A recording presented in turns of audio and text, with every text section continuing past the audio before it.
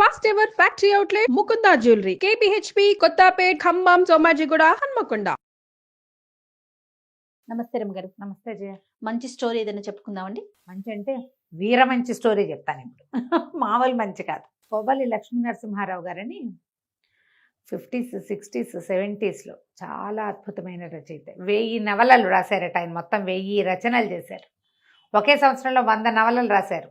అబ్బా, అంత ఒక సంవత్సరంలో 100 రాశారట. అమ్మో, ఎంత కష్టమో కదా రమ్మగారు. ఎట్లా రాసేవారు, ఏ బ్రెయినో అది. అదే కదా, ఎంత ఆలోచించేవారు. భయంకర పేరుతోటి కథలు కూడా ఆయన చాలా డిటెక్టివ్ కథలు, అవి జానపదాలు, ఎక్సలెంట్ పుస్తకాలు, చాలా బాగున్నాయి.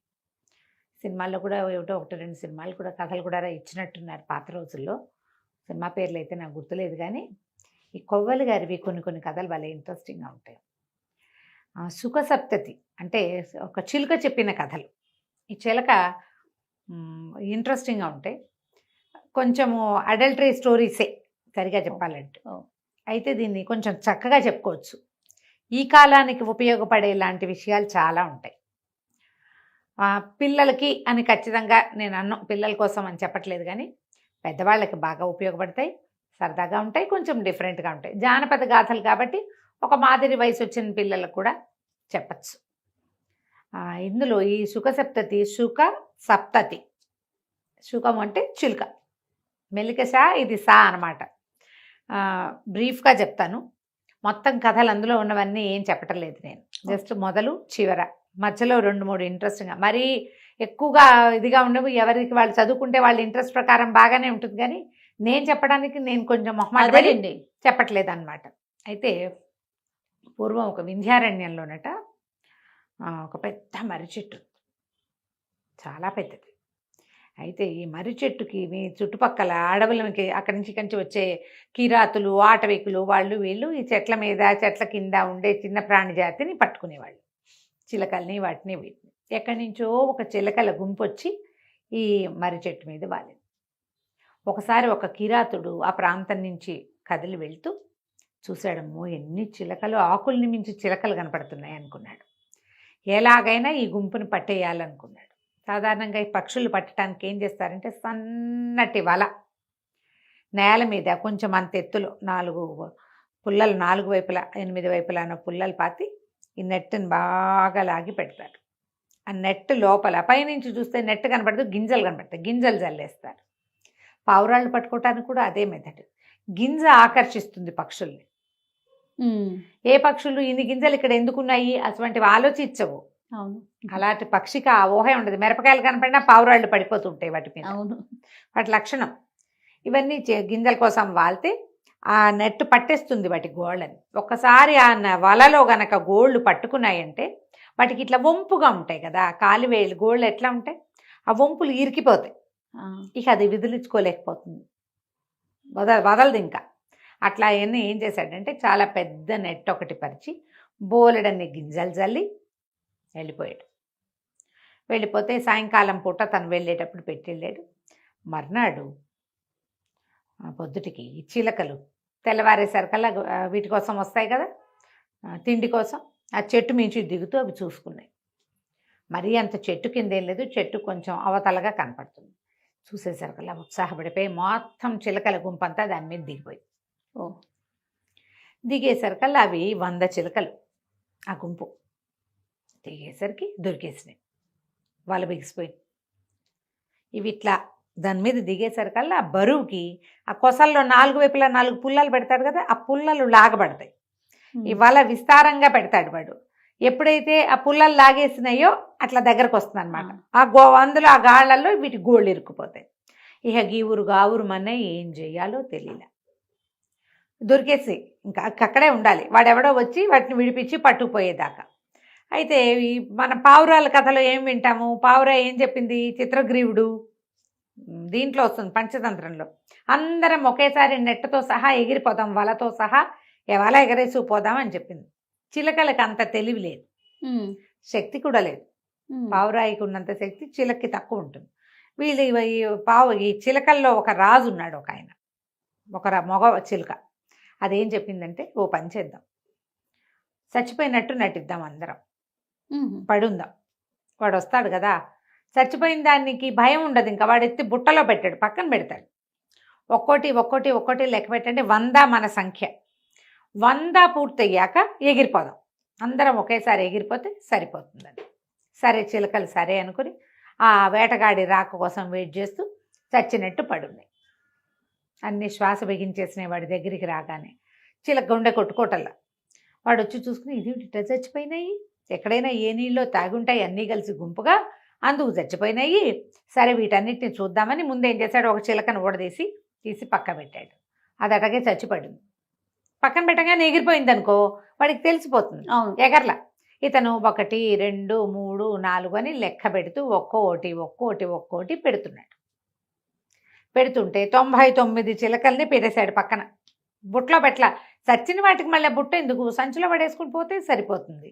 ఆడ విసిరేశాడు ఎడం చేత్తోటి.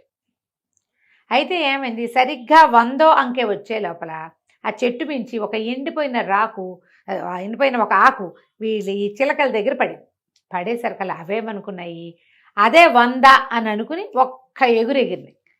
ఓహో, ఈ చిలక 100వ చిలక ఇతని చేతిలోనే ఉంది, ఇంకా వదలలేదు. ఇంకా వదల్లా. 99 ఒకే దెబ్బకి ఎగిరిపోయింది. ఎగిరిపోగానే వీడికి అర్థమైపోయింది, అమ్మా ఇవి నన్ను మోసం చేసినాయి, ఇదే జరిగిందని చేతిలో ఉన్న చిలక పీక పిసికిపోయాడు కోపానికి. దొంగ మొహాలు ఏదో ఐడియా వేసి అవన్నీ బారిపోయినాయి. పాప అవి ఎందుకు పొరపాటు పడ్డాయి, ఆ ఎండిపోయిన మర్రాకు వల్ల పొరపాటు పడి, మర్రాకు పెద్దది కదా, బరువుకి అది చిలకే పడింది అనుకున్నాయి. కళ్ళు తెరిచి చూడటల్లా అవన్నీ లెక్క పెట్టుకుంటున్నాయి నెంబర్లు. ఆ పడిన అదటికి 100ది పడిపోయింది అనుకున్నాయి. అవి ఎగిరిపోయినాయి. అన్నీ లెక్క పెట్టుకుంటాయి, వాడు లెక్క పెడుతున్నాడు, అవన్నీ లెక్క పెడుతున్నాయి. 100 అని ఇతను ఇక్కడే ఉన్నాయి, ఆ 100 అక్కడ పడింది. 100వ ఆకు వెళ్ళిపోయింది. ఇతను పిసికేసేరు కలిపి పీక పిసికేపోయాడు కోపంతో. పటపట్లాడిపోయినాయి పళ్ళు, కోపం వచ్చేస్తుంది కదా, అంతేగా మరి. నేను పీక పిసికేస్తాను, అవన్నీ పోయినాయి, నువ్వు ఎట్లా తప్పించుకుంటావు నా చేతిలోంచి అనగానే చిలకంది, వద్దు నన్ను చంపకు, నన్ను తీసుకెళ్ళి ఎక్కడైనా అమ్మేవా నీకు బోల్డ్ అంత డబ్బు వస్తుంది, నీకు ఎంత లాభం వస్తుందో, 1000 వరహాలకి ₹1 తక్కువ కాకుండా అమ్ము నన్ను అనేసరికల్లా ఆశ్చర్యపోయాడు. మనుషులు మాట్లాడినట్టు మాట్లాడుతుంది చిలక. చాలా ఆశ్చర్యపోయాడు. తన చేతి సరిగా పట్టుకుని అడిగాడు, నిజంగా ₹1000 అమ్ముడుపోతావా నువ్వు అని.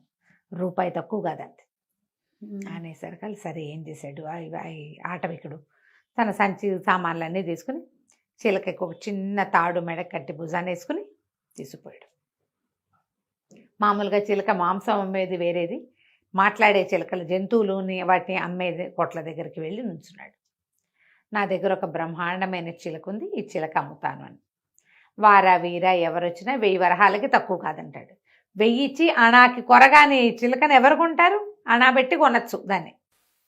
2 3 ఉంటే 2 అణాలు ఇచ్చి 3 తీసుకుంటారు, కొత్తిమీర కట్టల్లాగా. అదే 1 అణా, 3 ఎంతకి ఇస్తావు, 2 అణాలకి ఇవ్వు, అలా లెక్క పెడతారు. అలాంటిది పోయి ఇది ఏకంగా 1000 వరహాలంటే ఏమిటి తక్కువ. అయితే ఏమైంది, చిలక భలే అందంగా ఉంది, అది రెక్కలు కదపటము, తలెత్తి అటు ఇటు చూడటము భలే బ్యూటిఫుల్గా ఉన్నాయి. ఆ పక్షి అందం చెప్పరానిదనమాట, చాలా హుందాగా ఉంది. అయితే ఒక వ్యాపారస్తుడు ఒక ఆయన భార్యకి బహుమతిగా ఏదైనా తీసుకెళ్ళాలని ఇక్కడికి వచ్చాడు. శెట్టి గారు, రత్నాల శెట్టి ఆయన, పెద్ద ఎత్తున అంటే వాళ్ళవి గ్రాండ్ స్కేల్లో ఉంటాయి కదా బిజినెస్లు. ఈ చిలకను చూసి ముచ్చటపడ్డాడు. 1000 అంటే చాలా ఎక్కువ, ఇంకొక రేట్ ఏదైనా చెప్పమన్నాడు.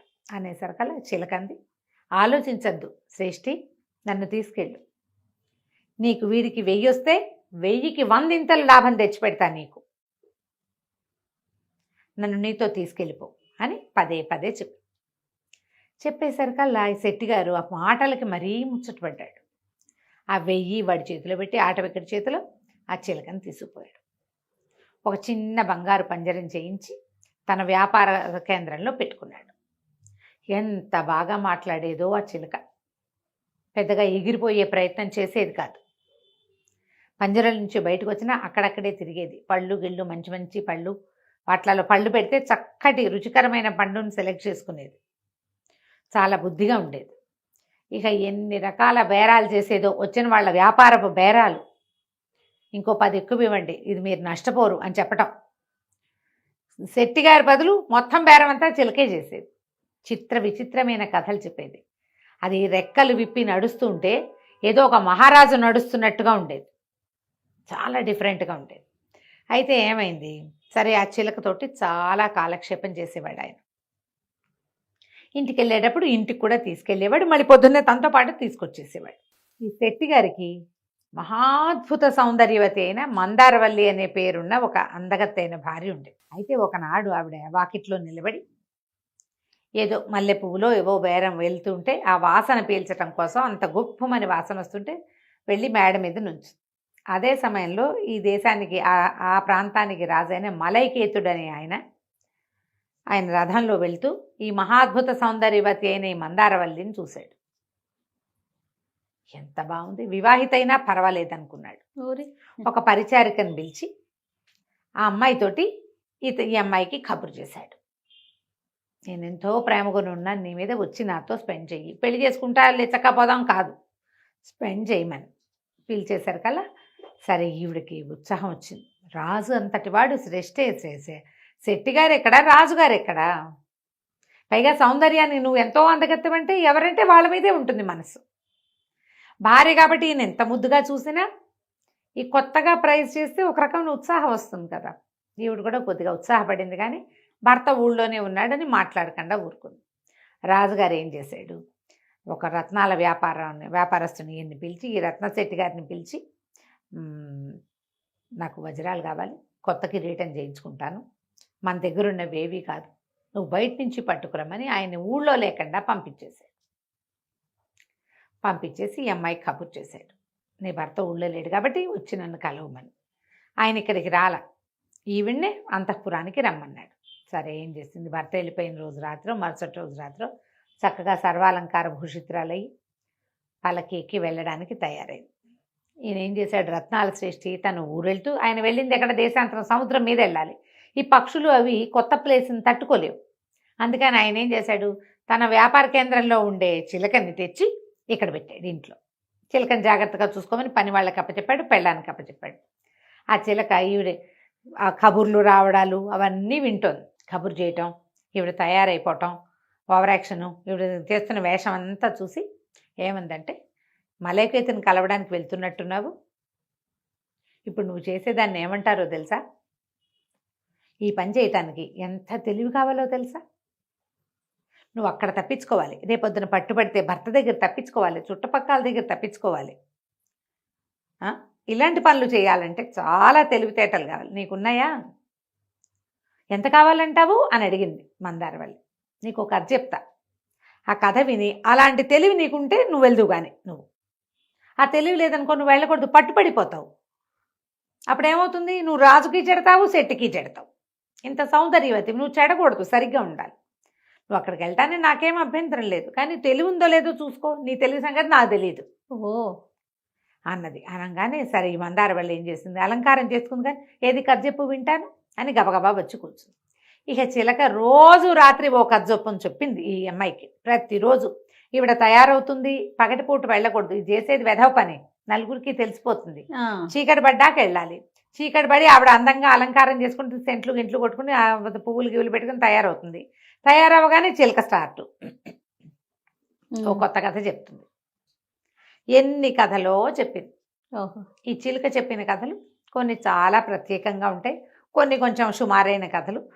ఇందులో బాగున్న 2-3 కథల్ని మనం నిదానంగా చెప్పుకుందాం. తప్పకుండా అండి. ఆ చిలుక చాలా కథలు చెప్పిందమ్మా.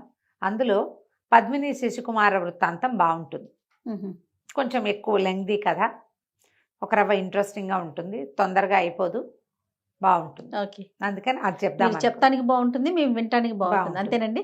అంతే.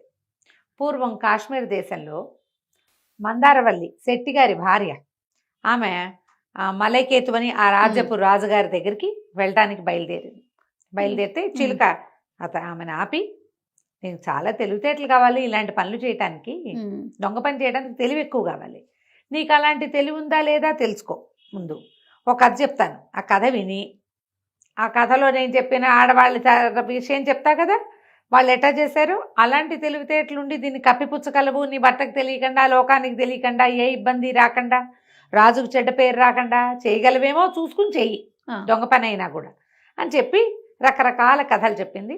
అన్ని రకరకాల కథల నుంచి ఒకటి రెండు కథలు సెలెక్ట్ చేసుకుని చెప్పుకుందాం మనం. ఓకే. ఎందుకంటే ఈ ప్రసంగవశాత్తు ఒక కథ చెప్పేయకుండా నేను సుఖసప్తతిని చెప్తూనే ఇది చెప్పాలనుకున్నాను అనమాట. పద్మిని శశికుమారుల కథ. పూర్వము కాశ్మీర్ నగరానికి కాశ్మీర్ రాజ్యంలో అవంతి అని ఒక నగరం ఉండేది. శుభకరుడు అని ఒక రాజుగారు ఉండేవాడు. ఆయనకి సుబుద్ధి అని ఒక మంత్రి కూడా. ఈ రాజు మంత్రి చాలా స్నేహితులు. వాళ్ళిద్దరికీ సంతానం లేదు. ఆ కాలంలో ఎలా ఉండేదంటే రాజుకి తప్పకుండా సంతానం ఉండాలి. స్త్రీ సంతానమైనా ఓకే, ఆడపిల్ల అయినా ఓకే. ఆ అమ్మాయిదే రాజ్యం. ఆ అమ్మాయి భర్త చూస్తాడు, ఆ కొడుకు మళ్ళీ రాజు అవుతాడు.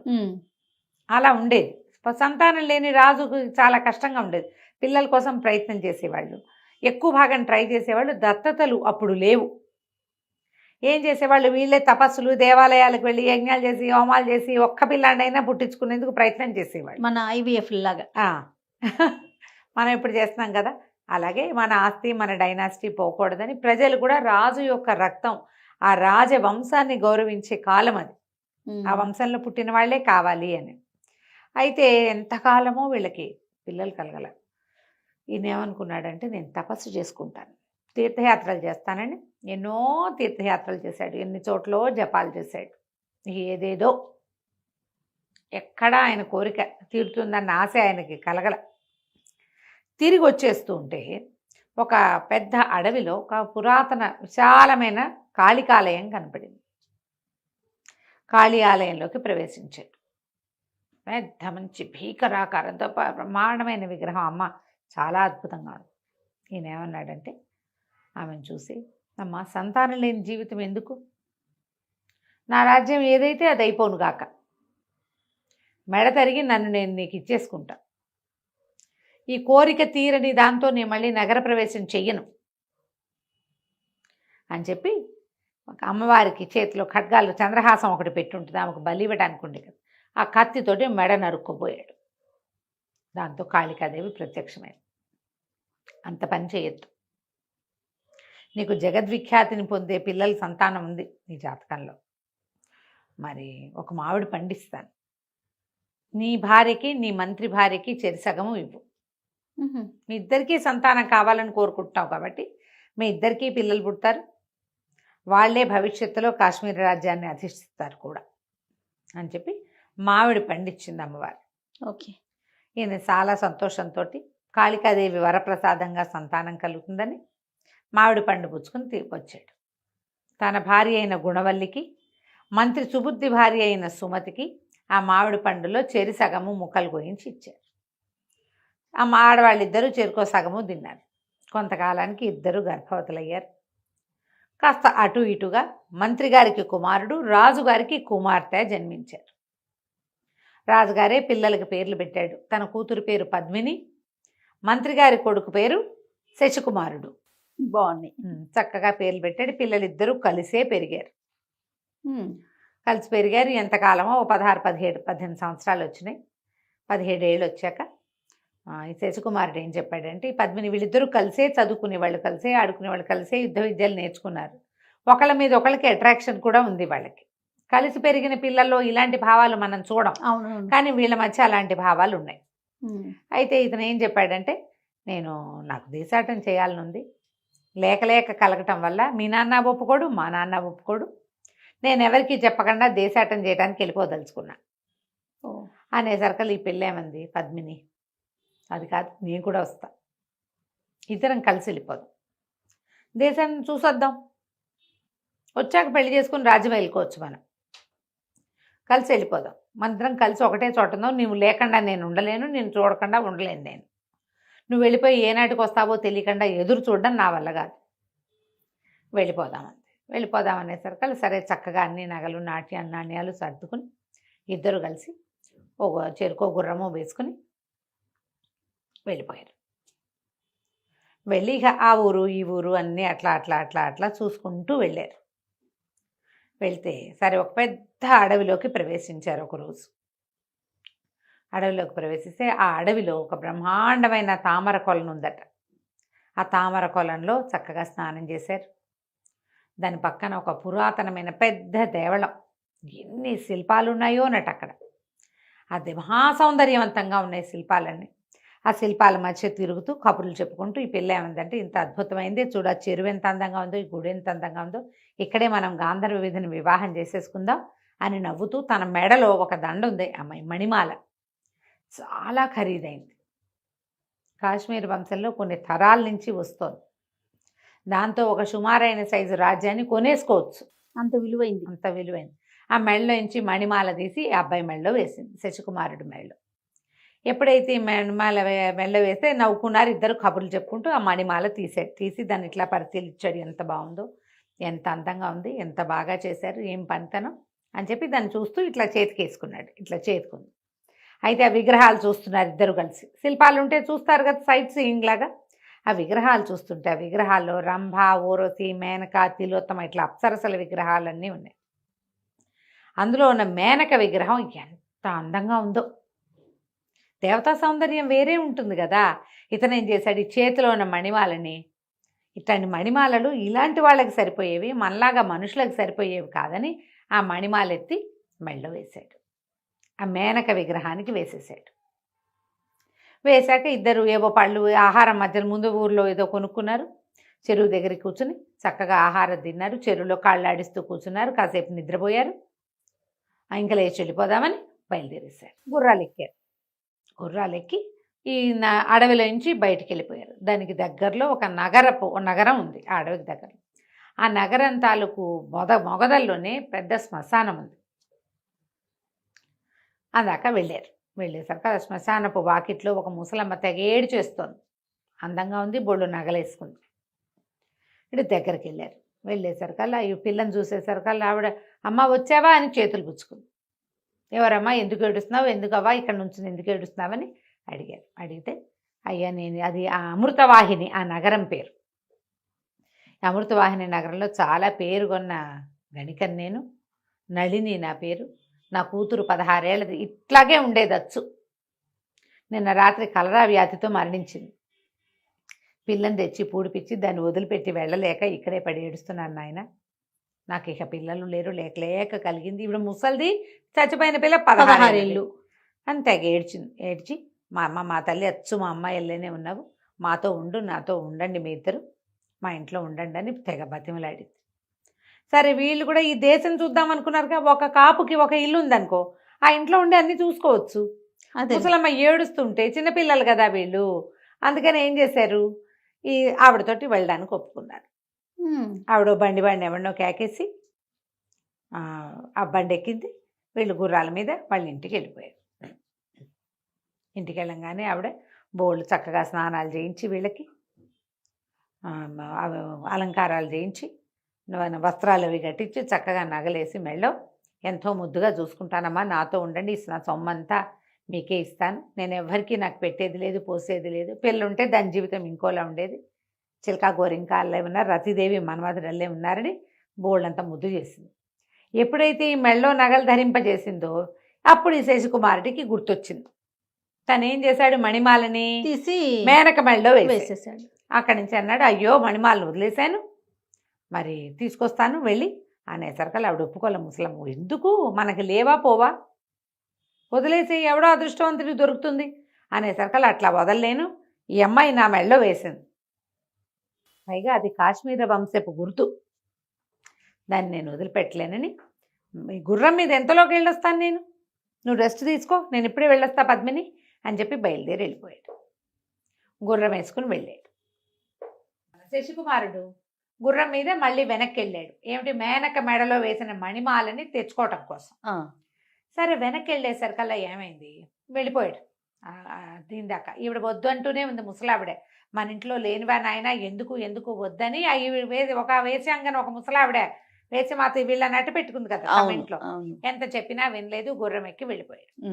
వెళ్ళిన తర్వాత ఆ పురాతన దేవాలయం దగ్గరికి వెళ్ళి, అమృతవాహిని నగరానికి దగ్గరలో ఉంది అది, ఆ పట్టణానికి దగ్గరలో వెళ్ళి ఏం చేశాడు, ఆ మేనక మెడలో ఉన్నటువంటి ఆ దండ తీసుకున్నాడు. అది ఎట్లా చేశాడు, దగ్గరికి వెళ్ళి ఇట్లా తీసుకోకుండా గుర్రం మీద నుంచే అట్లా దాన్ని ఆ విగ్రహం దగ్గరికి వెళ్ళి కత్తితోటి దాన్ని ఇలా లేవదీసి, ఎలా లేవదీశాడో అలాగే ఇట్లా మెడలో వేసుకున్నాడు. అది పెద్ద మణిమాల. అయితే ఏమైంది, వీడు దురదృష్టం, ఆ మణిమాల ఆ పైన మేనక మెడలో ఉన్నప్పుడు అది బయట అవ్వండానిక బయట ఉన్న విగ్రహాలు అవన్నీ అవును. లోపల ఉన్నదేం కాదు, ఒక సన్నటి పొడుగాటి పాము పిల్ల విషం కలిగింది. ఓ. ఆ మణిమాలని చుట్టుకొని ఉంది. వీడు తనే చేత్తోటి ఇట్లా తీస్తే పాము కనపడును. ఏం చేశాడు, దూరం నుంచి కత్తితో కత్తితో తీశాడు తీశాడు కదా. అది కాస్త మెడలోకి వెళ్ళంగానే ఆ పాము ఏం చేసింది, కరిచేసింది. ఓ. పాము కాటందుకున్న మరుక్షణము గిలగిల్లాడిపోయాడు. గుర్రం మీద ఉన్నవాడు గుర్రం మీద ఉన్నట్టే వాలిపోయాడు. దానికి అర్థమైంది పైన ఏదో జరిగింది, కానీ దానికి ఏం చేయాలో తెలియలే. సరే, అంతకుముందే దాన్ని రెడీగా ఊరు వైపుకి తిప్పాడు. అది అలా నడుచుకుంటూ పోయింది. ఆ పాము కరిచిన కాటుకి ఈ శశికుమారుడు కాస్త చనిపోయాడు. ఆ గుర్రం మీదే పడి ఉండిపోయాడు. ఆ పాము పిల్ల ఎక్కడికి వెళ్ళాల. ఆ మెళ్ళలో ఆ దండకి చుట్టుకున్నదిగా, మెళ్ళలోనే ఉండిపోయింది. సరే, అక్కడి నుంచి ఏం చేసింది, గుర్రం ఊళ్ళోకి వచ్చింది. దానికి తెలుసు ఊళ్ళోకి వచ్చింది. ఇంచుమించుగా వీళ్ళ సందులోకి కూడా వచ్చేసింది. ఎక్కడైతే వీళ్ళు ఇంతకుముందు విడిచి చేస్తున్నారో ఆ సందులోకి వచ్చేసింది, కానీ కరెక్ట్గా వాళ్ళ గేటుని దాన్ని గుర్తుపట్టలేకపోయింది. గుర్తుపట్టలేక అటు ఇటు ఎగురుతుంది. ఆ ఇంటికి ఏంటంటే 2 తలుపులు ఉన్నాయి. అక్కడ ఆ లైన్ అంతా, అదంతా ఒక వేసేవాటిక చాలా పెద్ద లైను. ఆ లైన్ నిండా ఇలాంటివే బేడలు, 2 గేట్లు అన్ని ఒకేలాగా ఉన్నాయేమో. ఉన్నాయి. ఆ గుర్రము ఆ పైన తన పైన ఉన్నవాడు స్పృహలో లేడన్న ఇది దానికి తెలిసింది. తోలబట్టల్లా అది జనరల్గా గుర్తుపడతాయి, కానీ దానికి గాభరా వచ్చింది. వీడికి ఏదో అయిపోయిందని తెలిసింది దానికి.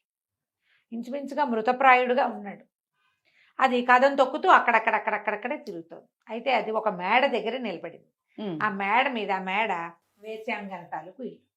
ఆవిడకి ఒక 18, 19 సంవత్సరాలు 20 సంవత్సరాలు ఉన్న కూతురుంది, మంజుబాణని. ఆ అమ్మాయికి మంచి నాట్యంలో ప్రవేశం ఉంది, సంగీతం అద్భుతంగా పడుతుంది, మహాద్భుత సౌందర్యవతి.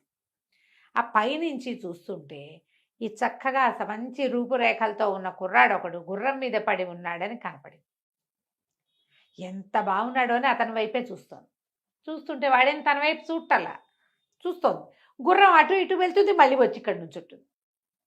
ఒక ఊహ వచ్చింది, నా కోసమే వచ్చాడా అనిపించింది ఆ అమ్మాయికి. గబగబా దిగేసింది. వాళ్ళు ఏంటంటే వాకిట్లోకి వచ్చిన మగవాళ్ళని పిలుస్తారు పాపం, ఇంకా వాళ్ళ జీవితం అది. దిగింది.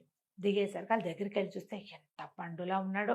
ఓ 16-17 ఏళ్ల కుర్రాడు, మీసాలు వచ్చినాయి, కొంచెం బలంగా కనపడుతున్నాడు. గుర్రం బ్రహ్మాండంగా ఉంది. వీడి మీద ఒంటి మీద బట్టలు కూడా రాజోచితమైన బట్టలు ఉన్నాయి. అక్కడి నుంచి ఆ గుర్రం గొలుసు తాడు పట్టుకుని, కళ్ళే ఉంటుందిగా, అది పట్టుకుని తమ ఇంటి వైపుకి లాక్కొస్తే అది మాట్లాడకుండా వచ్చేసింది. రాగానే కేకలు పెట్టింది, ఒరే రెండ్రా దింపండ్రా. వాళ్ళు వీళ్ళు పని వాళ్ళు వచ్చి ఆ అబ్బాయిని దింపారు. ఈ అమ్మాయి ఏమనుకుంది, వీడు ఏదో మాదక ద్రవ్యం తీసుకున్నాడు, లోపల తీసుకెళ్ళి పడిపోయి ఉన్నాడు, ఇతను అర్థం కాల. తీరా లోపలికి వెళ్ళేసరికల్లా వాళ్ళకి అర్థమైంది బతికి లేడని చెప్పారు పనివాడు. ఆ అమ్మాయి గోలుమని ఏడ్చే శోకాలు పెట్టేసేసింది. అయ్యో, క్షణంలో లవ్ ఎట్ ఫస్ట్ సైట్, ప్రేమించేశాను, అయ్యో నా ప్రాణప్రియుడు వీడికి అత్త చచ్చిపోయాడు, ఇప్పుడు నేనేం చేతనే అమ్మ అని శోకాలు పెడితే వాళ్ళ అమ్మ వచ్చి చూస్తే అబ్బాయి బాగున్నాడు. మెడలో బ్రహ్మాండమైన మణిమాల ఉంది, చిన్న వస్తువులు కూడా ఏవో ఉన్నాయి, దండకడిగాలు అవి ఉన్నాయి, కానీ చచ్చేలాగా ఉన్నాడు. చచ్చిపోయాడు. వీళ్ళకి అర్థకాల పల్స్ అయితే అందడల్లా. అక్కడి నుంచి ఏం చేశారు, వైద్యుడిని పిలుచుకురా అని అమ్మాయి ఏడ్చి శోకాలు పెట్టింది. నా ప్రాణాలన్నీ వీడి మీదే పెట్టుకున్నా, క్షణంలో నా మనసు ఇచ్చేసాను, ఇటు అయిపోయాడు, మత్తులో ఉన్నాడు అనుకున్నాను, మరణించినట్టుగా కనపడుతున్నాడని కేకలు పెట్టేసరికి వీడి వాళ్ళ అమ్మ ఏం చేసింది, ఒక వైద్యుడిని పిలవనంపింది. ఆ వైద్యుడు వచ్చి చూసేసరికి వాళ్ళు ఒళ్ళంతా పరీక్షించేసరికి అప్పుడు అతనికి ఈ మణిమాలకి ఈ ప్రాంతంలో ఒక చిన్నటి సన్నగా ఇంత పొడుగ్గా పురికోసలాగా ఉన్న పాము చుట్టుకుని నిద్రపోతుంది. అది కాటేసి మళ్ళీ పడుకుంది. అప్పుడు ఆయన ఏం చేశాడు, చెప్పాడు, ఇతను చచ్చిపోయాడు, ఇంచుమించుగా విషం దిగి ఇట్లా ఉన్నాడు, ఒక పని చేద్దామని. ఇతను ఒట్టి వైద్యుడు కాదు, ఇతనికి మంత్రం కూడా వచ్చు, గారుడ మంత్రం ఇది. ఆ మంత్రంతో ఆ పాము పిల్లని నిద్రలేపి అది ఎక్కడ కరిచిందో అక్కడే దాని కూరలు పెట్టించి విషం లాగిచ్చాడు వెనక్కి. విషం లాగిచ్చేసి ఆ పామును కాస్త చంపించేసి వీడికి మెల్లిగా హార్ట్ బీట్ మొదలైంది. ఇతను ఏం చేశాడు, ఇక ఈ విషం ఎక్కిన వాళ్ళు ఒక రకంగా అలసిపోతారు. అతనికి చేయవలసిన ప్రతిక్రియలన్నీ చేసి ఔషధాలు ఇచ్చి అమ్మాయి ఒక పూటంతా రెస్ట్ తీసుకొని రేపటికి లేస్తాడు, ఏం పర్వాలేదు, ఇంకా బతుకున్నట్టే, భయం లేదు, మామూలు జీవక్రియలన్నీ నార్మల్గా ఉన్నాయి అని చెప్పేశారు కదా. ఈ అమ్మాయి సంతోషంగా అతనికి ఇచ్చిన మందు వైద్యం అతనికి మందప్ప చెప్పి మందు వేసేసి ఇక దగ్గరుండి విసరటము గంధం రాయటము దగ్గరే ఉండి చూసుకుంది, సేవలు చేసింది. సేవలు చేసింది. ఒక రోజు గడిచేసరికి నిద్రలేచాడు.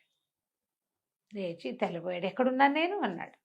అనేసరికల్లా ఈ అమ్మాయి బాగా ఆనందంతో కావలించుకొని, నిన్ను పాము గర్చింది తెలుసా, నీ మణిమాలకు చుట్టుకుని ఉంది, నేనే నిన్ను బతికించుకున్నాను, నా కోసమే బతికించుకున్నానని ఇక అక్కడి నుంచి గబగబా స్నానం చేయించింది, రకరకాల బట్టలు తెచ్చి కట్టించింది, బొళ్ళని స్వీట్లు పెట్టింది, హాట్లు పెట్టింది, కూల్ డ్రింకులు తాగిచ్చింది. ఇన్ని రకాలయ్యేసరికి వాడికి ఆ ఇల్లు వదిలిపెట్టి వెళ్ళాల. తను ఎక్కడున్నా అంటే అమృతవాహినిలోనే ఉన్నాడు తెలిసింది. కానీ ఆ అమ్మాయితో ఉండటం మొదలుపెట్టాడు.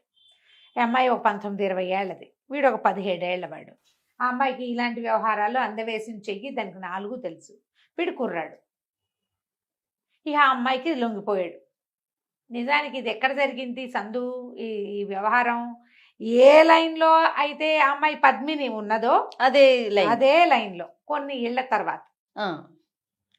తర్వాత అక్కడే ఉండి కూడా ఇంకా పద్మిని మాట ఎత్తనివల ఆ అమ్మాయి అసలు క్షణం ఊపిరి సలపనివల వాడికి. ఆ అమ్మాయితోటే ఉండటం మొదలుపెట్టాడు. ఓ 4 రోజులో 3 రోజులో ఉండి మోజు తీరిపోయాక వెళ్ళిపోతాడు అనుకుంది వాళ్ళమ్మ. మనవాడు గదల్లా దివో ఆవిడ.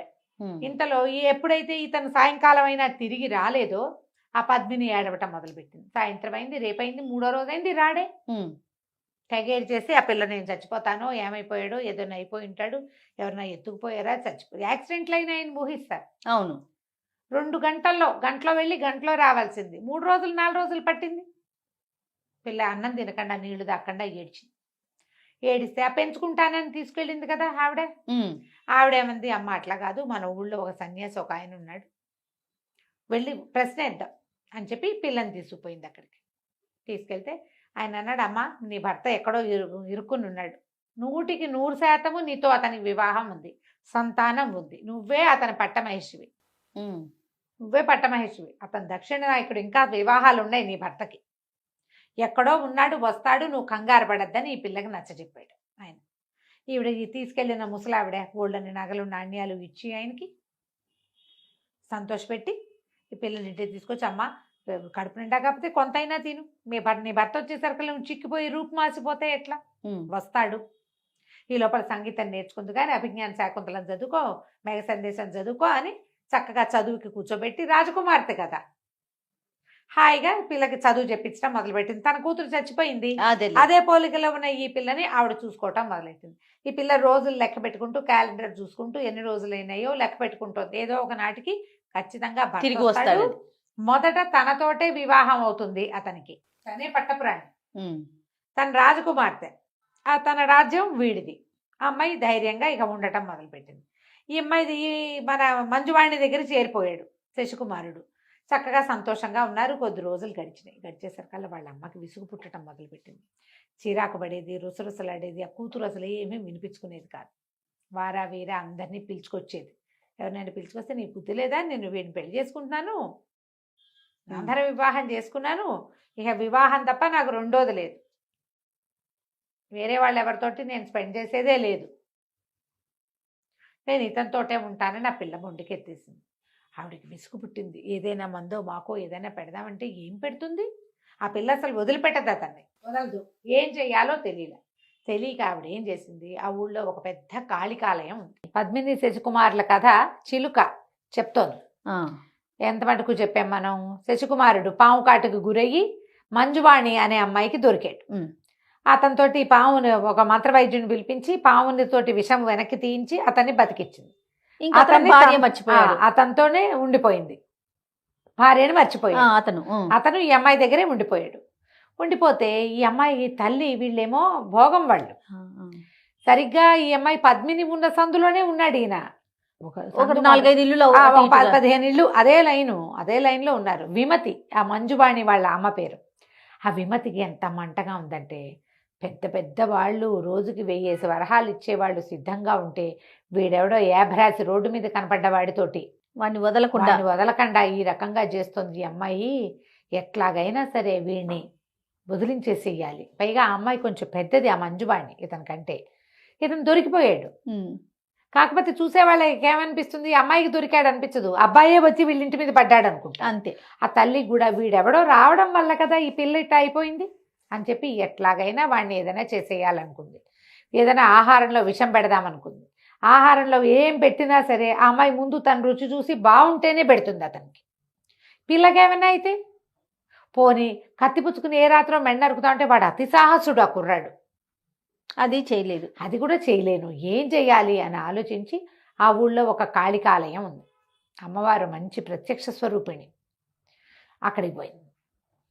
ఇంతకీ ఇవిడు వెళ్ళేసరికి ఆ కాలం ఏం కాలమో అమ్మవారు లేదుట, వ్యాహ్యాలకి వెళ్ళింది, బయటికి విహారానికి వెళ్తుంది. అమ్మవారు ఊరేగింపుకి వెళ్ళిపోయింది, ఆవిడ ఒక్కతే వెళ్ళిపోతుంది.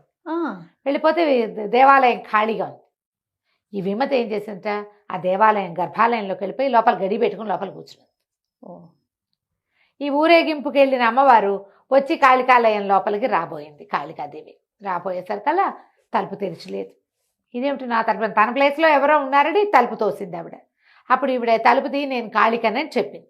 చెప్పేసరికల్లా లోపలన్న విమతంది, ఓ అమ్మ కాళికాదేవి, వాడెవడో దుర్మార్గుడు శశికుమారుడు అనేవాడు, అదేదో ఊరుట, వాడొచ్చి వారం రోజుల నుంచి మా ఇంట్లో బడి తింటున్నాడు, నా పిల్ల వాడితోటే ఉండిపోయింది, నాకు సంపాదన లేదు, పిల్లని వాడు వదిలేలాగా లేడు, నా పిల్లకి పిచ్చెక్కిపోయింది, వాడి పేడు విరగడి చేయి నాకు కోరుకునేసరికల్లా కాళికాదేవింది, శశికుమారుడా, వాడు కాశ్మీర్ అమాతిమాత్యుడి కొడుకు, నా వరప్రసాది, వాడి దగ్గర డబ్బులు లేకపోవటం ఏమిటి, వాడి మెళ్ళ ఉన్న మణిమాలే బోళ్ళంత ఖరీదు చేస్తుంది, ఈ రాజ్యాన్ని కొనేయచ్చు దాంతో, ఏం పర్వాలేదంటే ఈవిడ ఒప్పుకోలే. ఈ విమతి ఏమైనా సరే వాడిని తప్పించు, వాడు నీ వరంతో పుట్టినా ఇంకోటి పుట్టినా నాకొద్దు, నచ్చలా ఆవిడికి, నాకు నచ్చలేదు, నాకు రోజు డబ్బు ఇచ్చేవాడు కావాలి, వాడిని తప్పించు, నా వరంతో పుట్టిన వాడిని నేనేం చేయనంటే అయితే నేను తలుపు తీయనన్నది. తలుపు తీయననేసరికల్లా సరే ఈవిడేమంది, సరేనని, సరే తలుపు తీయి నీకు ఒక ఉపాయం చెప్తానంది కాళికాదేవి అనేసరికల్లా ఆ విమతి లోపల నుంచి తలుపు తీసింది. ఈవిడ పోయి కాళికా అమ్మవారు త్రిశూలం దాటించుకుంటూ వెళ్ళి తన పీఠం మీద కూర్చుని ఒక పంచవర్ణాల మందార పువ్వుని చేతిలో పెట్టింది. ఎట్టాగైనా వాడిని ఎత్తి మీద పెట్టు, దీన్ని చీలక అయిపోయి లేచిపోతాడు, ఆ పువ్వు పోతే గాని వాడికి ఇది ఉండదు, స్పృహ రాదు అని చెప్పింది. వాడిని నువ్వు సంహరించలేవు, వాడిని చంపలేవు, వాడిని తప్పించలేవు, వాడినల్లా మాయ చేయగలటమని మాత్రమే నువ్వు చేయగలవని మందార పువ్వు చేతిలో పెట్టింది. ఈ విమతి ఎంతో సంతోషించి కాళికాదేవికి ప్రాణాచారం పడి, నన్ను క్షమించు, నిన్ను వాకిటో నుంచోబెట్టినందుకు నన్నేమి శపించద్దు, కోపించద్దు నా మీద, నా కూతురు కోసమే ఇదంతా, నా కులవృత్తి చేసుకోవాలి, కానీ నేను ఈ రకంగా రాజకుమారులు అమాత్య కుమారుల వెనకాల పడి మా పిల్ల ఇట్టా ఉంటే ఎట్టా కుదురుతుంది అని చెప్పి ఏం చేసిన మందార పువ్వు తీసుకొచ్చేసింది ఇంటికి తీసుకొచ్చి మర్నాడు పొద్దున్నే అల్లుడు గారు రండి మీకు నెత్తికి నూనె అంటుతానని చక్కగా కుర్రాన్ని తీసుకొచ్చి, జుట్టు సీగ ఉంది అబ్బాయికి, ముడి అప్పట్లో జుట్లు పెద్దవి ఉండేవి కదా, మగవాళ్ళకు కూడా సీగ ముళ్ళు ఉండేవి బాగా, ఇంత పెద్ద పెద్ద జులపాలు, అది ఇట్లా గట్టిగా ముడేసుకుని దాని మీద ఒక ఆభరణం ఏదో పెట్టుకుంటాడు. ఇప్పుడు ఏం చేసింది, ఇది పమిట్లో మందార పువ్వు దాచిపెట్టుకుని చిలకత్తెల్ని అటు ఇటు పంపించేసి చల్లగా ఈ కుర్రాడి నెత్తి మీద ఆ పువ్వు పెట్టేసింది. సిగ ఊడదీసి నెత్తి మీద పెట్టేసరికల్లా ఉన్నట్టుండేముంది, కూర్చున్నట్టు చిలకైపోయాడు. 5 రంగుల పంచవర్ణాల చిలుకగా మారిపోయాడు. మారిపోవటం ఏంటి, కీమ నరిచి ఒక చీలుక అనగానే దాని లక్షణం ఏమిటి, ఆకాశంలోకి ఎగిరిపోవటం, కూర్చుని ఆలోచించేది లేదు. అక్కడి నుంచి ఒక్క ఎగిరిపోయేసరికల్లా ఆ అమ్మాయి పైనుంచి కిందకు వచ్చేసరికల్లా ఏడి నామ విభుడు అనేసరికి విభుడు లేడు, ఏమీ లేదు, నూనె గిన్నె సునిపిండి గిన్నె అన్నీ ఉన్నాయి, అబ్బాయి లేడు. ఆ పిల్ల లబో దిబోమని ఏడ్చిందా మంజువాణి. ఎక్కడికో వెళ్ళాడు, వస్తాడని చూసింది, సాయంకాలం దాకా చూసింది, రాత్రి అయింది, ఇక ఆ పిల్ల బెంగ పెట్టుకుని పిచ్చెక్కినట్టు ఏడిచి రోడ్ల మీద పడిపోయింది, పిచ్చిదైపోయింది ఆ అబ్బాయి కోసం. ఈవిడేమనుకుంది, ఆ కుర్రాన్ని తప్పిస్తే కూతురు మామూలుగా ఉంటుందనుకుంది. ఆ పిల్లకి అంత విపరీతమైన వ్యామోహం వాడి మీద ఉందని అర్థం కాల. కనపడకుండా సాధారణంగా అంతే, కనిపించకుండా పోయారనుకో 2 రోజులు ఏడిచి ఊరుకుంటారు, అవును మర్చిపోతారు కదా, వారం 10 రోజులు పోతారు కదా అమ్మగారు. చాలా మంది మర్చిపోతారు జయ, ఎవరో ఉంటారు తీవ్రమైన ప్రకృతి ఉన్న వాళ్ళు, అతి తీవ్ర ప్రకృతి వాళ్ళు. ఇప్పుడు చిన్నపిల్లలు అనుకో, తల్లుల మీద బెంగ పెట్టుకుని జ్వరాలు వస్తాయి, అన్నాళ్ళు సరిగ్గా తినరు. ఇలా ప్రేయసి ప్రియులు ఓ వారం కలిసి ఉండి తర్వాత కొంచెం దిగులు ఉంటుంది, దిగులుగా ఉంటారు. కానీ ఇలా పిచ్చి అయిపోయే వాళ్ళు కొంచెం తక్కువ ఉంటారు. ఈ పిల్ల కాస్త పిచ్చికిపోయింది, శశికుమారా అని తిరుగుతుండేది రోడ్ల మీద. ఈ లోపల ఏమైంది, ఈ పంచవర్ణాల చిలుక అటెగిరి ఇటెగిరి రాజుగారి ప్రాసాదం మీదకి వెళ్ళింది. అది అమృతవాహిని అనే నగరం.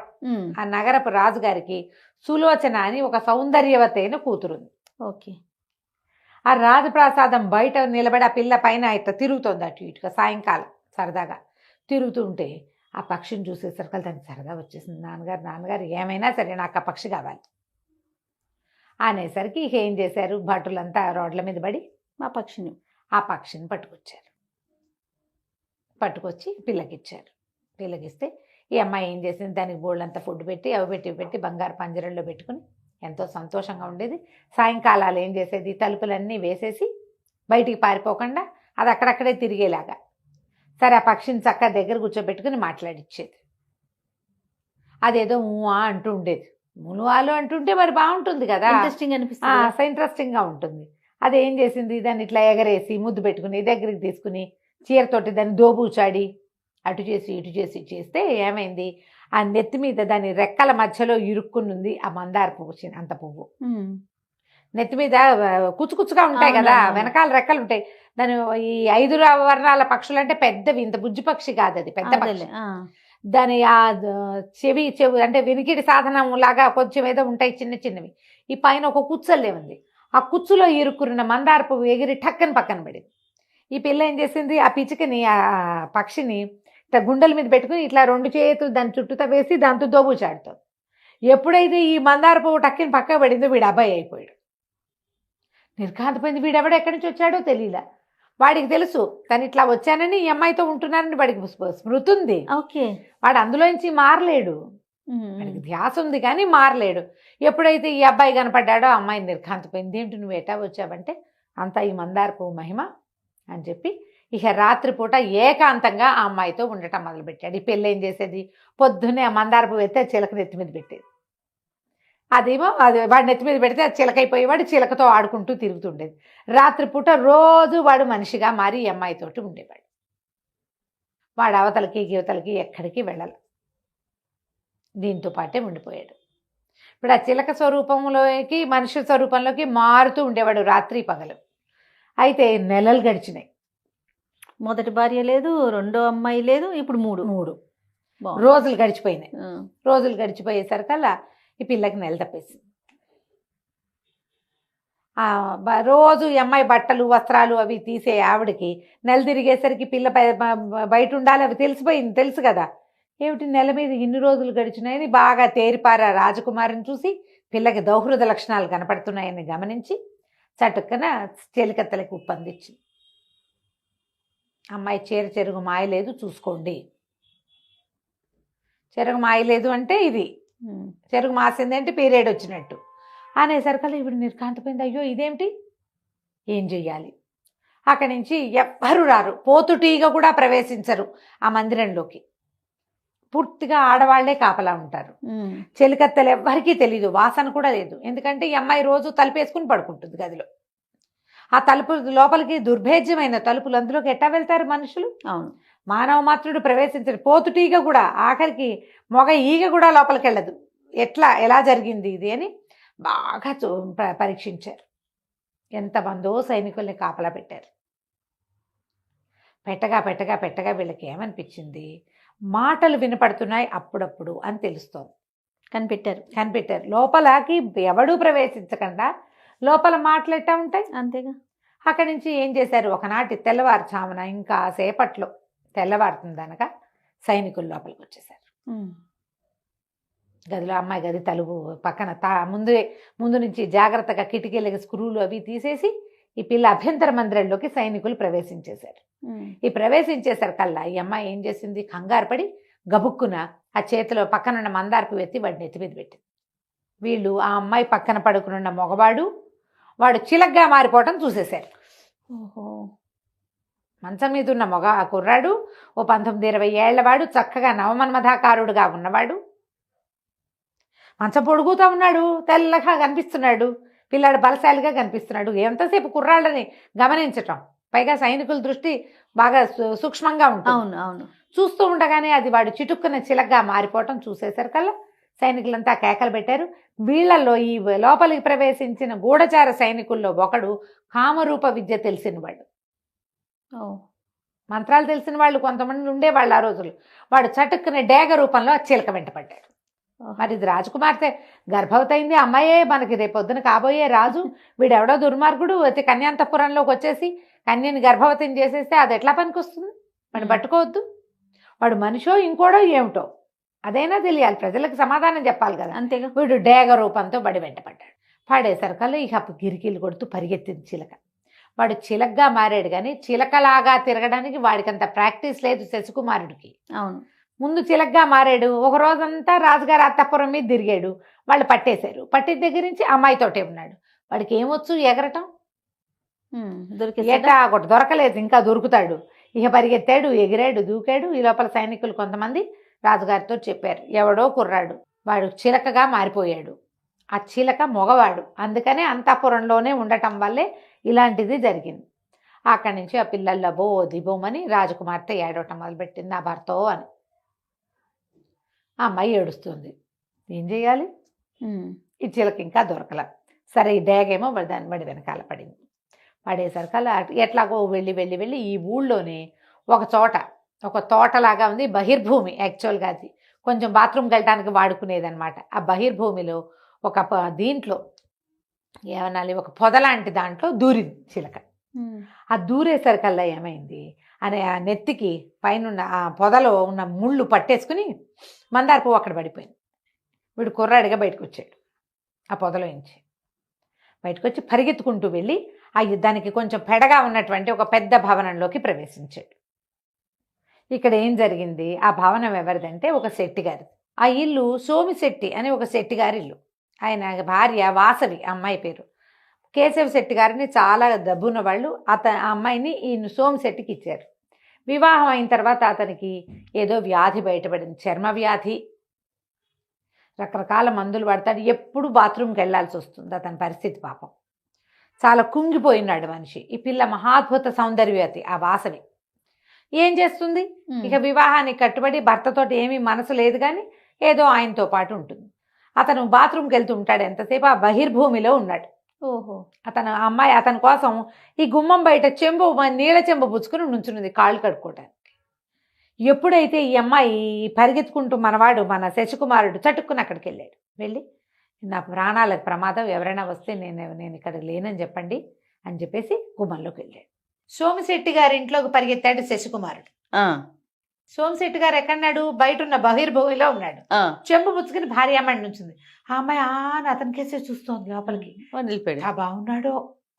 అక్కడి నుంచి నలుగురు ఈ మన డేగ రూపంలో ఒక రాజభట్టుడు వచ్చాడు కదా. అవునవును. వాడేం చేశాడు? ఎప్పుడైతే ఈ కుర్రాడు ఇటు వచ్చాడని తెలిసిందో దిగేసి రూపం మార్చేసుకున్నాడు. డేగ రూపంలో పరిగెత్తాడు చిలక వెనకాల. అవును. పరిగెత్తే అమ్మాయి ఇక్కడికి ఎవరైనా వచ్చారా అండి అని అడిగాడు. అడిగేసరికల్లా ఇప్పుడు ఏం చేస్తుంది? గుట్టకలు మింగేసి అమ్మాయి అక్కడికి వెళ్ళాడు. అక్కడ కూర్చున్నాడు అతనే అని చూపించేసి భర్తను చూపించింది. వాడు అక్కడి నుంచి కేకలు పెట్టి విజిలేసాడు. ఒక 4-5 సైనికులు పరిగెత్తుకొచ్చేసారు. ఊరంతా తిరుగుతున్నారు వాళ్ళు. అవును. ఆ కూడళ్లలో ఉండే పోలీసులు విజిల్ వినగానే మనవాడే ఎవడో కేకేస్తున్నాడని వస్తారు కదా. ఈ అమ్మాయి చెంబు పుచ్చుకుని నుంచునే ఉంది. చెంబు చీర వెనకాల దాచేసుకుంది. లోపలికి వెళ్ళాడు, కూర్చున్నాడు. అదిగోండి అని అనేసరికలు వీళ్ళు కాంతిపోయారు. లోపల కూర్చుని ఉన్నాడు ఒకడు. వీళ్ళు పరిగెత్తుకుంటూ వెళ్ళి ఇద్దరు మనుషులు చెరుకో పక్కన రెక్కలు పుచ్చుకొని లేవలేసి తీసుకెళ్ళిపోయారు. సిచ్యువేషన్ కూడా చూడండి. వాడు అంటే ఈ వేషం వేస్తున్నాడు అనుకున్నారు. అదేలే, రాజకుమార్తెతోటి అంత పనిచేసిన వాడు చిలకగా మారిపోయి ఇప్పుడు బహిర్భూమిలోకి దూరిన వాడు అక్కడ కూర్చుని పువ్వులు ఏరడానికి వెళ్ళాడు కదా. అక్కడ అందరూ ఏం చేస్తారో వీడు కూడా అదే చేస్తాడు. వాళ్ళ మధ్యలో ఉండి తమని మోసం చేస్తున్నాడు అనుకున్నారు వాళ్ళు. అనుకుని వీడు గట్టిగా పెడరెక్కలు విరిచి పట్టుకొని రా అని ఈ దేగ రూపంలో వచ్చిన వాడు అరిచాడు.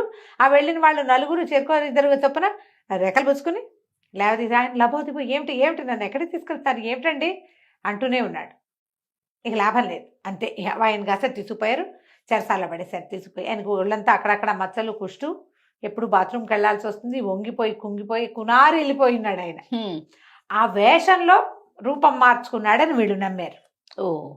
ఈ లోపలికి వెళ్ళిపోయిన కుర్రాడు తన భర్తను ఎప్పుడైతే వాళ్ళు పట్టుకుపోయారో ఈ అందగత్తెగా ఉన్న వాసవి చెంగుమని లోపలికి వెళ్ళిపోయి ఆయనకి పాతసేవది కాళ్ళకి నీళ్ళిచ్చి తినడానికి తిండి పెట్టి నువ్వు నా అదృష్టం కొద్దీ నా ఇంట్లోకి వచ్చావు, నాతోటే ఉండిపోమని వాడితో బ్రహ్మానందాన్ని అనుభవించడం మొదలుపెట్టింది అమ్మడు. అక్కడి నుంచి వాళ్ళ నాన్నకి అమ్మకి కబురు చేసింది. నాన్న ఇన్ని రోజుల నుంచి నా భర్తకి జబ్బు తగ్గాలని పూజలు చేస్తున్నాను కదా, అమ్మవారు కరుణించింది, కాళిక కరుణించి నా భర్తని అందగాడిగా చేసేసింది. ముదితలు నేర్వగా రాని విద్య గలదే ముద్దార నేర్పించిన ఇంత ముద్దుగా అబ్బాయి లోపలికి వచ్చాడు, దొరికిందే ఛాన్స్. అమ్మాయి ఆ పని చేసేసింది. మా ఆయనకి రూపం మారిపోయిందని అదని ఎవరికి చెప్పొద్దు నాన్న, దిష్టి తగులుతుంది కొంతకాలం, అమ్మవారు కూడా ఆజ్ఞ, ఎవరితో చెప్పకూడదు, వచ్చి చూడండి అంటే వాళ్ళిద్దరు వచ్చి మన్మథాకారుడుగా ఉన్న కుర్రాన్ని చూసి ఆశ్చర్యపోయారు. ఏమిటి సోమశెట్టి ఇలా అయిపోయాడా? నమ్మేశారు. ఎవరి కూతుర్ని వాళ్ళు నమ్ముతారు కదా జయ, అంతే రమ్మగారు కదా, ఎవరి పిల్లల్ని వాళ్ళు 100% నమ్మేస్తాం. పైగా ఇంతకాలం అతనికి జబ్బుగా ఉంటే ఆ పిల్ల పాపం బికమహం వేసుకుని ఆయనతో పాటే ఉండేది. నమ్మేశారు. ఆ అమ్మాయిని చక్కగా అల్లుడిని కూతుర్ని సంభావించారు, ఎవరికీ చెప్పలా. వ్యాపార పనులన్నీ మామగారే చూసుకోవటం మొదలుపెట్టాడు. ఒక 4-5 రోజులు, ఆ వారం రోజులు గడిచినాయి. సరే ఈ కొంచెం వైద్యం చేయించారు ఆ సోమశెట్టికి. చేయించి రాజుగారు ఎక్కడికో వెళ్ళాడు. సరిగ్గా ఇదే సమయంలో ఆయన ఏదో దేవాలయానికి వెళ్ళాల్సి వచ్చి ఆయన రాజుగారు వచ్చేసరికల్లా ఇతన్ని తీసుకెళ్ళి చూపించారు. ఇతనే అమ్మాయి గారి ప్రస్తుత పరిస్థితి, ఆవిడ గర్భావస్థకి కారణం వీడే, మేము చూస్తూ ఉండగానే చిలక ఇలా మారిపోయాడు అనేసరికల్లా లబోదిబో కొట్టుకున్నారు వీళ్ళు. కొట్టుకున్నాడు ఆ సోమశెట్టి. బాబోయ్ నేను సోమశెట్టినండి, కేశవశెట్టి గారు అల్లుణ్ణి, నాకు ఒంట్లో బాగుండలేదు, నా భార్య ఏమో బయట నుంచి ఉంది, నేను అప్పుడే లోపలికి వెళ్ళాను, అలాంటి పని చేయలేదు, నాకు అసలు ఆరోగ్యం ఏదండి, ఎన్నాళ్ళుగానో నేను ఇంటికే పరిమితం అయిపోయి ఉన్నానని లబలబలాడిపోయాడు. అయితే రాజుకి ఏం డౌట్ వచ్చింది, సరే నువ్వు వీడేమో ఈ గద్దగా మారిన వాడు డేగగా మారాడు కదా, వాడు అంటాడు ప్రభు అక్షరాల నేను చూశాను, చిలుకగా ఆ పొదలోకి దూరాడు, తర్వాత ఆ పొద దగ్గర ఇతనే కనపడ్డాడు, నేను పైనుంచి చూస్తుండగానే పొదలోకి వెళ్ళాడు, కానీ ఇంకేదైనా రూపంలో పారిపోయినట్టు నాకు కనపడలేదు, నాకు ఒక చెట్టు అడ్డం వచ్చింది, నేను దిగి వచ్చేసరికల్లా ఇతనే ఉన్నాడు. అక్కడ ఒక అమ్మాయిని అడిగాను, అమ్మ ఇక్కడ ఎవరైనా కుర్రాడు ఎవరైనా మనిషి కనపడ్డాడా అంటే ఇదిగో ఇతనే కనపడ్డాడని చూపించింది. అనేసరికల్లా ఇతను అన్నాడు, ఆ బయట నుంచింది నా భార్య కాదుటండి స్వామి అన్నాడు. అనేసరికల్లా రాజుగారికి డక్కుపడింది, ఏంటి వీడి భార్య బయట నుంచి ఉందా? సైనికులు అంటారు ఇతన్నే చూపించింది ఆ అమ్మాయి అని అంటారు. వీళ్ళు ఒక వర్ణించారు, ఒక అమ్మాయిని ఫలానా నగలు ఫలానా రంగు చీర కట్టుకుంది, ఇంత ఎత్తుంది, ఇంత తెల్లగా అందంగా ఉందంటే అది నా పెళ్ళామండి కేశవశెట్టి గారి కూతురని ఈయన చెప్పడం మొదలెట్టాడు. అయితే ఇప్పుడు అతనికి ఇంకోటి గుర్తొచ్చింది, నేను అక్కడ కూర్చున్న సమయంలో నా పక్క నుంచి ఒక మన్మథాకారుడుగా ఉన్న ఒక కుర్రవాడు వెళ్ళి నా భార్యతోటి మాట్లాడాడు, నేను దూరం నుంచి చూశాను, నేను చూశాను, నా భార్య దగ్గరికి వెళ్ళాడు. తర్వాత వీళ్ళు నన్ను పట్టుకున్నారు. ఆనంగానే రాజుగారికి డౌట్ వచ్చింది, ఏదో జరిగింది, అమ్మాయే మతలబు చేసిందా కుర్రాడు మతలబు చేశాడా? ఆ పిల్ల ఏం చెప్తోంది, సులోచన అతను చాలా అందమైన వాడు అని చెప్తోంది. ఇక్కడ వీళ్ళు పట్టుకొచ్చిందేమో కుంగి కునారిల్లిపోయి జబ్బుతో తీసుకుంటున్న వాడు వాడిని తెచ్చాడు, వాడికి చిలకగా మారిపోయే విద్య వచ్చని అమ్మాయి చెప్తోంది. సరే అక్కడి నుంచి ఏం చేశారు, కేశవశెట్టి గారికి కబురు చేశారు రమ్మని. కేశవశెట్టి గారు వచ్చేసరికల్లా మీ అల్లుడిని కూడా తీసుకురండి, ఒక అద్భుతమైన వజ్రాలు వచ్చినాయి, వజ్రాల తాలూకు ఇది చూడాలన్నారు. సరే కానీ రాజుగారు అడిగితే ఏం చేస్తామని అల్లుడికి కబురు చేసి ఆయన బయలుదేరి వచ్చి ఈ వీళ్ళింటి నుంచి ఈ బయలుదేరి వచ్చాడు. అల్లుడు ఎవరో వాడిని తీసుకురావాలి, వీడే రాజకుమార్తె తాలూకు ప్రియుడు అనే సంగతి ఎవరికీ తెలియదు. రథం వచ్చింది, బయలుదేరాడు. లోపలికి వెళ్ళేసరికల్లా ఆశ్చర్యపోయారు, చాలా బాగున్నాడు, రాజకుమారుడల్లే ఉన్నాడు. ఆడ నుంచి గబగబా ఈయన వీడే అయ్యి ఉంటాడు అనుకుని కబురు చేశాడు కూతురికి. కూతురు పరిగెత్తుకు రావడం ఏంటి, ఒక్కసారి అతను చూడంగానే నాథా అని వెళ్ళి కావలించుకునేసరికల్లా తెలిసిపోయింది క్రియ. కూర్చోబెట్టారు, ఏవో మంచినీళ్ళు గించినీళ్ళు ఇచ్చారు. బాబు మీరేదో సిద్ధపురుషుడిలాగా ఉన్నారు, ఎలా ఇలా రూపం మార్చుకోగలిగారు, మీరెవరండి ఏమిటండి అని కనుక్కున్నారు. కేశవశెట్టి గారు లోపలికి వచ్చాడు. బయటంతా గందరగోళంగా ఉంది, ఆడపిల్లలు మగపిల్లలు మగవాళ్ళు సైనికులు, తర్వాత రాజుగారి తాలూకు మంత్రి గింత్రి వాళ్ళంతా చేరారు. అంతఃపుర కన్యలు బోళ్ళంత మంది వచ్చారు. రాజుగారి అల్లుడు దొరికాడు అంటున్నారు. తీరా చూస్తే అక్కడ కుర్చీలో కూర్చోబెట్టబడి ఉన్నవాడేమో తన అల్లుడు. తను ఎవరిని అల్లుడు అనుకుంటున్నాడో వాడు. తన అల్లుడు రాజుగారికి అల్లుడు ఎటా అయిపోయాడో ఈయనకు అర్థం కాదు. రాజుగారికి అల్లుడు ఎటా అవుతాడు? అక్కడి నుంచి ప్రశ్నించుకున్నారు ఒకళ్ళనొకళ్ళు. అప్పుడు వీళ్ళు ఏమన్నారు, రాజుగారు ఏం చెప్పంటే, పొరపాటున మీ అల్లుడు సోమశెట్టిని తీసుకొచ్చారు మా వాళ్ళు. ఇతను మా అల్లుడు, మా అమ్మాయితో ఇతను గాంధర్వ విధిని వివాహం జరుపుకున్నాడు అని చెప్పి చూపించారు. చూపిస్తే ఇతను ఏం చెప్పాడంటే, వాళ్ళకి చెప్పాడు క్లియర్గా, నేను ఫలానా రాజుగారి మంత్రి గారి అబ్బాయిని, ఏదో రాజ్యం ఉజ్జయిని, కాశ్మీరామాత్యుని కుమారుణ్ణి అని చెప్పాడు. చెప్పేసరికి వీళ్ళు ఆశ్చర్యపోయారు. ఎటా వచ్చావు, ఏంటి, ఎలా జరిగింది అంటే, తను జరిగిందంతా చెప్పి, ఫలానా వీధిలో పద్మిని కాశ్మీర్ రాజ కుమార్తె ఉన్నది, ఆమె నా భార్య, మేమిద్దరం కలిసి బయటకు వచ్చాం, ఇట్లా జరిగిందని చెప్పారు. చెప్పేసరికల్లా సరే ఈయన వెంటనే అక్కడికి కబురు చేసి ఎవరింట్లో పద్మిని అనే కాశ్మీర్ రాజకుమార్తె ఉన్నదో కనుక్కున్నారు. కనుక్కుంటే నళిని వాళ్ళ ఇంట్లో ఉంది. వెంటనే ఆవిడ్ని చక్కగా రాజోచిత ఆమె పల్లకి అది పంపించి అమ్మాయిని రప్పించారు. ఇది చూడంగానే కావలించుకుని చేసి ఏమైపోయావు ఇంతకాలం అని. వీళ్ళిద్దరూ చిన్నప్పటి నుంచి కలిసి పెరిగిన వాళ్ళు. అవును. అక్కడి నుంచి ఈయన అన్నాడు, మా అమ్మాయిని వివాహం చేసుకో, మా పిల్లేమో గర్భవతి కదా అని చెప్తే, సరే ఇంటికి వెళ్ళి పెళ్లి చేసుకుంటాను. సరే ఆల్రెడీ గాంధర్వ విధిని వివాహం అయిపోయింది కదా, ఏనుగు ఎక్కించి ఊరేగిచ్చారు. యువరాణి గర్భవం పుట్టిది, అదేదో అక్రమ సంబంధం కాదు, సక్రమ సంబంధమే, కాశ్మీర రాజామాత్యుని కుమారుడే పెళ్లి కుమారుడని దీని మీద ఏనుగు మీద ఎక్కించి అంబారి మీద ఎక్కించి ఊరేగిచ్చారు. ఆ అంబారి మీద కూర్చొని వెళ్తూ ఉంటే ఆ సూలో మన మణిమంజరి మణిమాల ఏదో దాని పేరు మంజువాణి అమ్మాయి పిచ్చి అయిపోయింది.